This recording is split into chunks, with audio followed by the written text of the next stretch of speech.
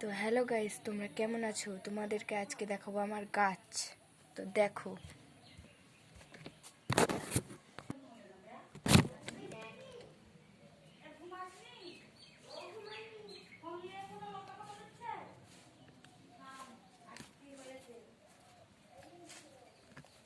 তো তোমাদের কেমন লাগছে? এটা হচ্ছে বটকৃষ্ণ গাছ, এটা বেগুন গাছ, ওই একটা বেগুন ধরেছে।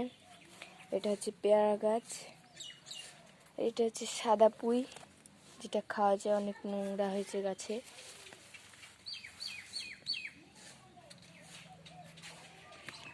এগুলো আমাদের ঘর। সে তোমাদেরকে আমাদের গোলাপ গাছ দেখায়।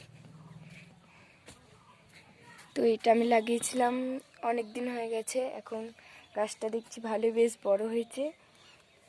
গাছটায় জল দিতে হবে, মাটি শুকিয়ে গেছে। এই গাছটাও লাগিয়েছিলাম, অনেক দিনই হয়েছে। আর এই গোলাপ গাছটা 3 দিন আগে বৃষ্টি পড়েছিল, তখনই লাগিয়েছিলাম, এখন বেশ বড়ই হয়েছে।